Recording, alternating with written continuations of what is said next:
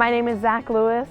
I'm 15. I'm a sophomore in high school, and I've been volunteering at the Greenburgh Nature Center for almost 2 years.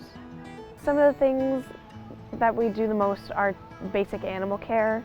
So in the mornings we come in, we clean out all of the animal cages. So chinchillas have really dense fur, so they can't really get it wet and then it'll get all clumpy. So instead of taking water baths, they roll around in volcanic dust and ash. And we feed and we give water and we open the barnyard, and in the afternoon we feed and change the water of the birds of prey. I also help to maintain the barn compost that's up at the barn, where we put all of the waste from the animal museum. So each animal that is at the Nature Center came here for a reason. They all have their own stories as to why they're here. They're all rescues. So our bald eagle Marihoot was hit by a Mack truck, and they fixed her up, but she is never going to fly again. So she has to stay here because she couldn't otherwise survive in the wild. So one of the things we do here with our animals at the Nature Center is called Enrichment.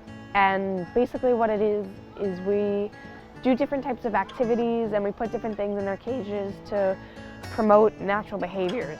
So different things we might do are like taking the ferret out for a walk, or blowing bubbles for some of the animals like the chinchillas, or we take the tortoises outside to graze on some grass.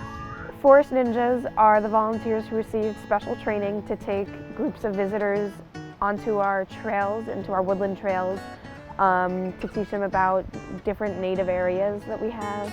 And definitely my favorite part is going down to the pond. I really like talking about the pond. What I think makes the Nature Center so special is just kind of how hands-on it is and how interactive everything is here. This one time I had this mom come in with her daughter who the mom said had a phobia of lizards. And she did have a pretty big fear of lizards. I mean, I took out a small little gecko and she charged off screaming. But like eventually I got her to come sit down and just talk about it, and she came back like a week later, and this time she touched it, and she wants to come see that specific lizard every time she comes and visits. I've definitely made some pretty good friends here.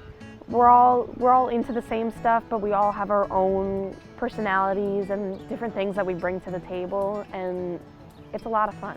While working here, I definitely think I've changed. It's been almost 2 years, and I've learned how to communicate better, I'm more confident in myself, and I've learned a ton about what I want to do when I'm older.